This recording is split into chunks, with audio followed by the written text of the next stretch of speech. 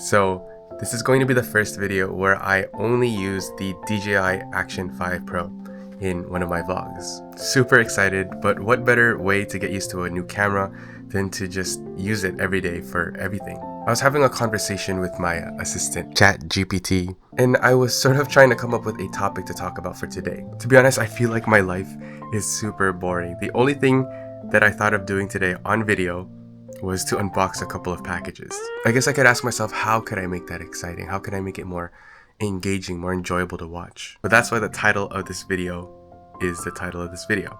I've said this multiple times, but a lot of my videos that I make to help you get better are sort of notes and reminders to myself to make me better as well. If you want a TLDR, the only way to stop overthinking it is to stop overthinking it.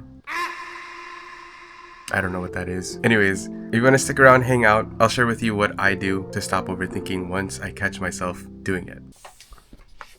The first thing you need to do is to stop worrying about the big picture. And I don't mean it like that. What I mean is to just take it one step at a time. Sometimes I get overwhelmed when I'm creating YouTube videos or when I'm cleaning my room, to the point where my brain gets sort of fried and I just get distracted and do something that isn't worth doing, like mindlessly scrolling or watching YouTube videos as a sort of productive procrastination. So what helps me a lot is to just start on one little thing.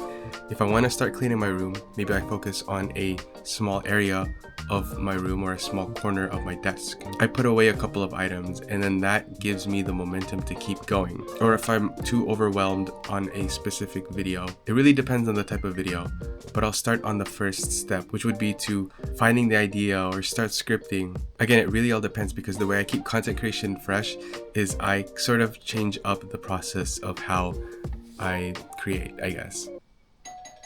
Oh, there's a package. I'm just kidding. I told you I needed to open packages, but I need something for the video, so I'm gonna pretend like I'm grabbing packages. Wow, a couple of packages that I need to unbox that literally just arrived. Okay, this one just arrived, but this one has been sitting in my room for a couple of days and I need to unbox it. And I know just how to do it. I've been wanting to do a POV shot for the longest time. I think I'm gonna try it out for this unboxing. Okay, this is awesome. I even have the DJI Mimo app so that I can see what my point of view is, just because this is my first time and I want to get the framing right for this video. I'm going to be setting that off to the side. Look at this field of view. We're going to be unboxing this package from Amazon first. This is very boring. I'm honestly not going to lie. There we go. We got a couple of SD cards from SanDisk. So the difference between these two, they're both UHS-2, but it's the read and write speeds. So the read and write speed for this one is 300 read and write. This one is 280 read and 100 write. So this one is obviously the faster card, obviously more expensive. This one is going to be, well, this one is initially for the PowerShot V1 that I ordered. But then I'm like, oh, maybe this one isn't going to be, this one you wrote, but I was like, maybe this one is too fast. I could just use it for my R5. So I got this one because this one is significantly cheaper. So I have an extra one, which is great. You can never have too many memory cards. I am stumbling over my words, but it's okay. Let's go ahead and unbox these because I'm excited and I want to put them in my memory card holder. Wow, this is a fail of an unboxing. I'm not sure why they need this much packaging for a tiny device. Maybe it's just what it is for, packaging, just so that it looks nicer. But look at that right there, UHS-2, super fast read and write times. So I went from UHS-2 on my R5 to my memory cards on my Osmo Action 5 and Osmo Pocket 3, and the difference in speed is crazy. Maybe I should invest in faster micro SD cards. This is literally the same unboxing experience, but it's fine. You're here to hang out with me and have a good time. Bam! Look at that. Literally the same unboxing experience. I usually do keep the original cases that they come in, just in case. So this is the one that's going in the PowerShot V1 once it comes in, and this one is just a backup for whatever device. Let's go ahead and grab the memory card holder. Low light test. This drawer is very, very messy. I need to organize it, but this is the device right here. Not the device, the product. Bam. So I have 2 card slots left. We shall load this one in. Oi, I missed. Beautiful. Load this one in. Beautiful. Just close that up. And my memory cards are now protected. Let's go. So I will throw these away. Toss that to the side now. And let's get to unboxing our second package here. I'm actually really excited for this one.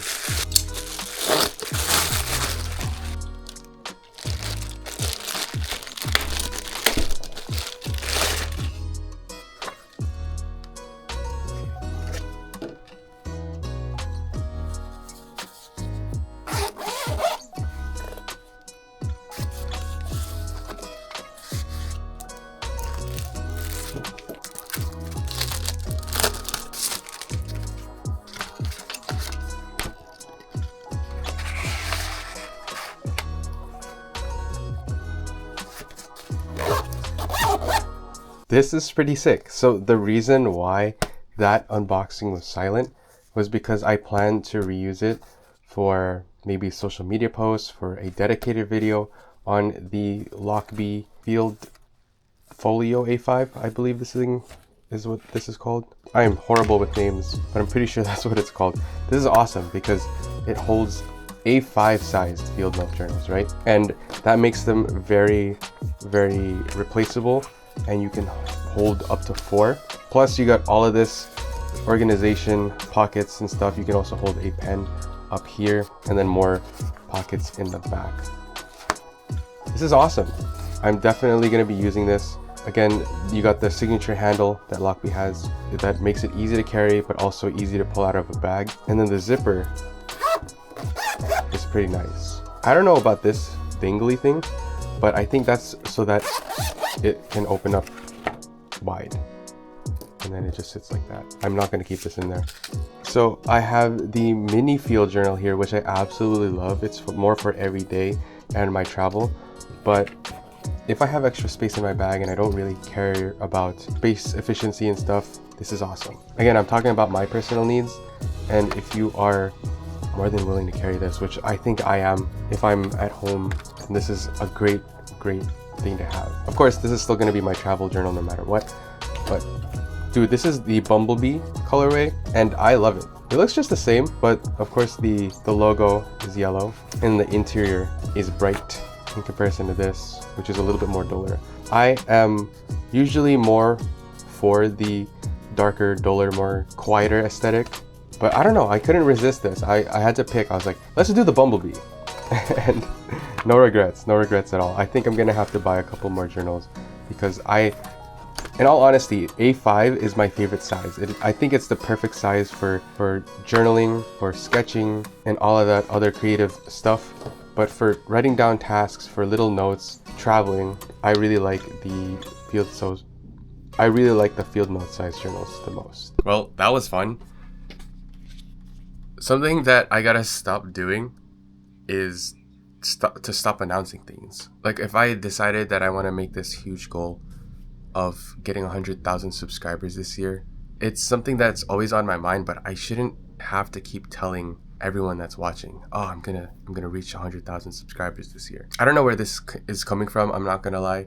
I was just having, one of those thought trains in my head, and I just felt like I needed to blurt it out. I think what sparked it is the little journal session that I had in the car earlier today. I've never had one of those in a while, and it just felt really good to just express what I wanted to express and to talk about what I wanted to talk in terms of my goals and stuff. I don't know, it feels like I'm more comfortable over there, but it's like a momentum kind of thing. It doesn't start that way. I'm a little bit more shy, timid, and my thoughts don't flow as well. But the more the video goes on, my thoughts start flowing and I start speaking like a completely different person. But right now, my baseline, the person that you're seeing right now in these YouTube videos, is just this. And I get it that not all of the times are going to be as passionate as you are in those like scenarios, but it would be nice to to be able to show that part of me just a little bit on YouTube, right? Maybe one day. And since I'm creating content every day, it's not like you're seeing the highlights of the footage that I'm creating. You're kind of seeing everything, which is a little bit more realistic in terms of content creation. Not everything you're doing is glamorous and exciting. There's a lot of it that's just me sitting in front of a desk, in front of my laptop screen, my computer screen, editing away, learning new skills. Yeah, I guess a little bit of real talk in in this video. You never know what could happen, I guess, because I did not expect to be talking about this topic in this video, but I'm gonna put it in there just to keep the authenticity and realness, I guess.